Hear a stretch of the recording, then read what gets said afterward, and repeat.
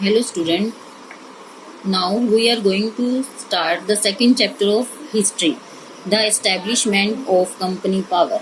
इसमें क्या बताया गया है कि अंग्रेज जो हैं किस तरह से भारत में एक छोटे से व्यापारी के रूप में आए और बाद में वो क्या भारत के स्वामी बन बैठे, यानी पूरे साम्राज्य पर उन्होंने अपने अधिकार कर लिया. Now about the chapter.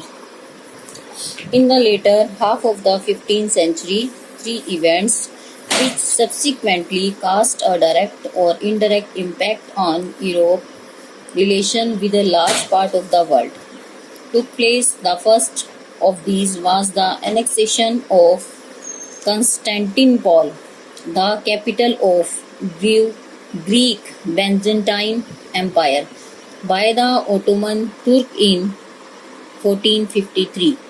This event led to the closure of what had hitherto served for the European travel and trader as a doorway to the rest of the world.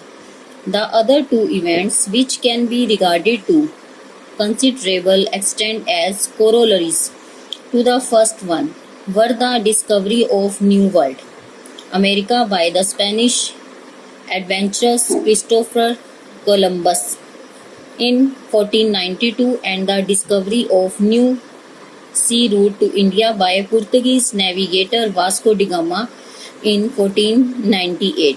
While the fall of Constantinople, the kick-start the rise of adventurous mercantile class in Europe, which was determined to fulfill its interest by exploring new trade routes and potential market. हाँ जी, इसमें क्या बताया गया है कि जो 15वीं शताब्दी के हाफ में मध्य में तीन घटनाएं प्रत्यक्ष रूप से यूरोप के संबंधों और संसार को उसने पूरी तरह से प्रभाव डाला. इसमें पहला प्रभाव क्या था? उन्होंने कंस्टेंटिनोपल पर अपना अधिकार कर लिया, जो कि ग्रीक की राजधानी था और जिसमें ओटोमन तुर्क भी थे. और उसके बाद जिन्होंने 1453 में अधिकार किया. इस घटना ने पूरे विश्व के व्यापारियों और यहाँ तक कि यात्रियों को विश्व के लिए द्वार बंद कर दिए. और इसका परिणाम यह हुआ कि इसमें नई खोजें आरंभ हुई. इसमें जैसे आप देखेंगे कि क्रिस्टोफर कोलंबस और अमेरिका से भारत आया और जिसने नए समुद्री मार्गों की खोज की. और उसके बाद 1492 में वास्को डी गामा भारत आया और उसने भी नए समुद्री मार्गों की खोज की. और इन समुद्री मार्गों की खोज से नए बाजारों की खोज हुई. और ताकि बहुत सारे समुद्री मार्गों की खोज के बाद जो है बहुत सारे विशाल बाजार उभर कर हमारे सामने आए. Now the second and third events culmination of the process. After Columbus and Vasco da Gama, a virtual scramble began among different West European nations for the capture of various territory throughout the world.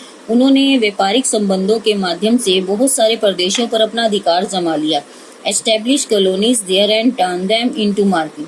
उन्होंने अपनी colony स्थापित की और उन्हें बाजारों में बदल दिया. With huge prospects of revenue generation and profiting. हालांकि उसमें मुनाफाखोरी आने लगी. इन लोगों के मन में लालच उत्पन्न होने लगा. Portuguese were the first to reach India. Portuguese पहले थे जो कि भारत में पहुंचे. They were follow by the Dutch. उन्होंने डच लोगों को फॉलो किया. British and French in the long struggle for the dominance over Indian trade. British और फ्रेंच ने जो लंबा संघर्ष किया भारत में अपने व्यापार पर अधिकार जमाने के लिए.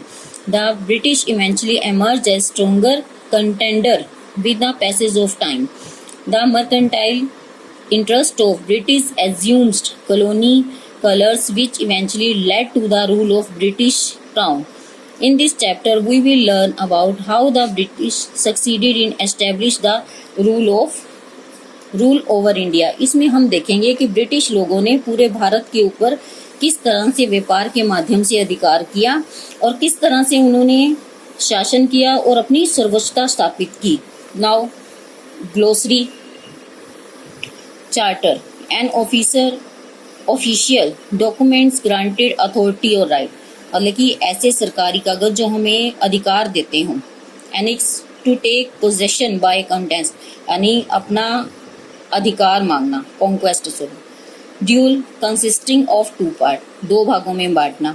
Virtual almost but not quite. Treaty संधि, a treaty a written agreement between two state. Paramountcy, the state of being supreme, यानी अपने आप को सर्वोच्चता प्रदान करना।